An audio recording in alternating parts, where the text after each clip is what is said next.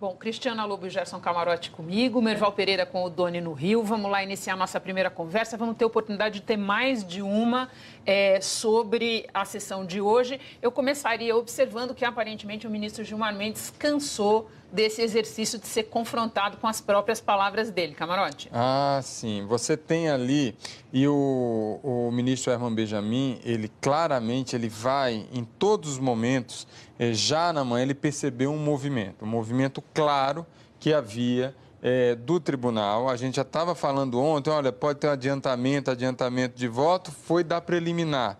Era esse o movimento que estava sendo feito, 3 ministros exatamente, e ali todos referendados pelo ministro Gilmar Mendes, no sentido de rejeitar provas adquiridas em relação ao Odebrecht, provas que não estavam ali no escopo original da ação impetrada pelo PSDB ainda em 2014, e o que a gente vê claramente é uma reação do Herman Benjamin para blindar, inclusive, o seu relatório.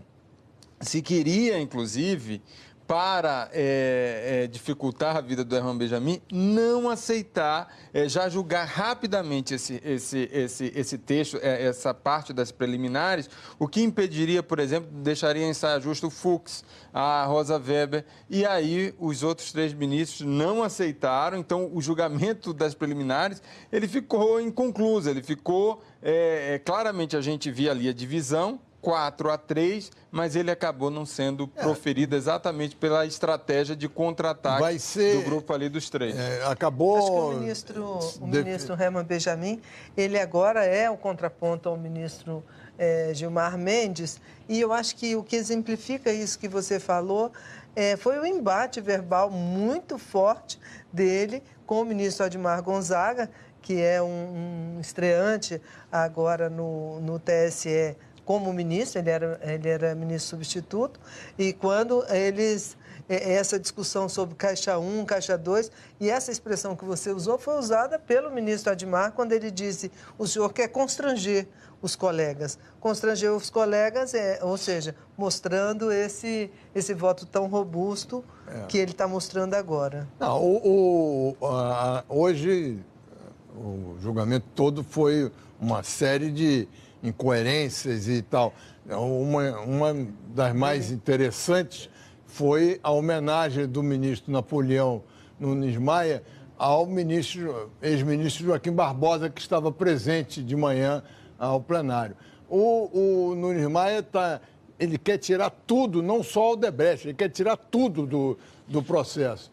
E elogiou o Joaquim Barbosa, dizendo que o Joaquim Barbosa foi um juiz que se limitava aos autos, que era um juiz muito sereno, muito tranquilo. Exatamente o contrário do que o Joaquim Barbosa foi acusado durante o mensalão por pessoas como o juiz Napoleão Nunes Maia, né? Merval... Estão querendo reescrever a história. Merval, talvez fosse o caso de avisar para o ministro Napoleão que Joaquim Barbosa é publicamente a favor da cassação da chapa e de eleições diretas, do pacote completo. Exatamente. Outra coisa interessante sobre o ministro Napoleão, várias falas dele ao longo do dia, ele parece ter uma agenda ali que vai além da discussão desse caso, que ele está ali fazendo um ataque às delações premiadas, ao Instituto da Delação Premiada. Ele está fazendo isso muito fortemente, em sintonia com uma conversa que a gente ouve no Palácio do Planalto e ouve no Congresso. Isso é uma coisa. Mas ele foi denunciado por um executivo da JBS como sendo um juiz que atuou em favor da empresa.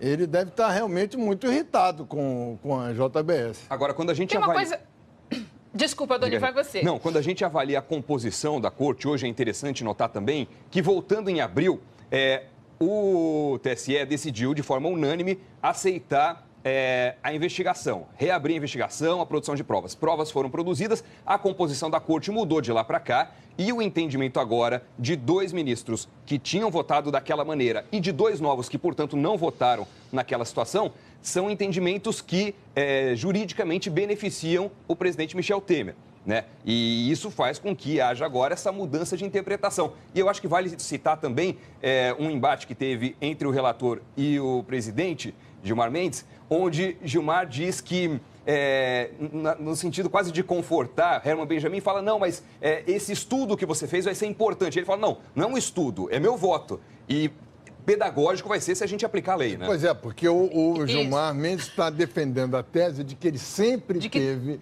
a intenção de analisar como funciona o sistema eleitoral. Nunca era só um telecurso, né, Val? Era um telecurso só. É um interesse pedagógico. E aí o Herman Mendes falou, mais pedagógico do que isso é punir quem fez a corrupção, né? Quem usou corrupção. Duas coisas interessantes. Um seria fazer um cálculo a essa altura. Quanto o tribunal gastou com esse esforço pedagógico que veio lá do momento em que se resolveu ressuscitar esse processo e abri-lo para todas as providências que foram tomadas. Mas tem uma coisa que o Doni falou que eu prestei muita atenção, que eu acho bem importante, que é o seguinte, quando esse julgamento acabar, vai ter muita coisa difícil de explicar, Merval. E uma delas é exatamente isso. Eles querem descartar o depoimento dos marqueteiros, depoimentos esses que o plenário votou para tomar em abril desse ano.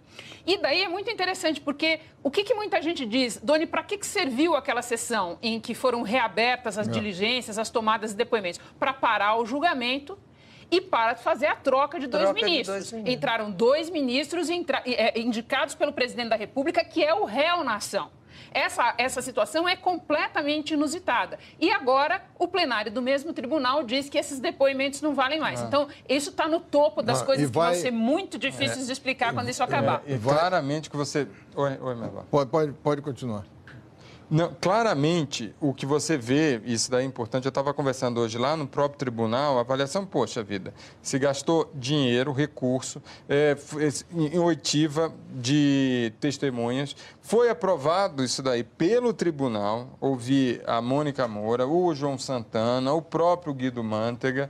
Então, os advogados de todas as partes estavam, todos eles presentes. Então, você tinha ali advogado do PT da Dilma, advogado do PSDB, que é o autor da ação, advogado do PMDB do Temer. E agora tudo isso não está valendo? Esse questionamento eu vi muito lá entre integrantes, assessores, advogados. O que vai ficar difícil de explicar é a função do Tribunal Superior Eleitoral, que é um tribunal que não existe em lugar nenhum do mundo, a não ser em alguns poucos países, Costa Rica, o México, um pedaço dele, mas é tipo uma jabuticaba brasileira, né? Mas se a jabuticaba atua contra governadores, vereadores, prefeitos e não atua contra presidente, então qual é o sentido? Foi o que o ministro Herman Benjamin falou. Nós estamos perdendo tempo, a grande oportunidade de atuarmos para acabar com essa, ou pelo menos frear essa corrupção que domina o sistema eleitoral brasileiro. E estamos abrindo mão disso. Isso sim é antipedagógico, né? E aos olhos da sociedade tem uma realidade que o Brasil todo acompanhou, que é admitida pelos próprios ministros, e outra que é a realidade jurídica que ele circunscreve. Blindaram, Exatamente, circunscreve a uma investigação, sendo que o ministro Herman Benjamin teve o cuidado de, a cada momento, ele dizer, isso não é Odebrecht, está na petição. Porque então, isso é uma coisa, as pessoas ficam repetindo as delações não são as delações. Ele lembra disso também. São os depoimentos de delatores que foram admitidos pelo tribunal para constarem no processo.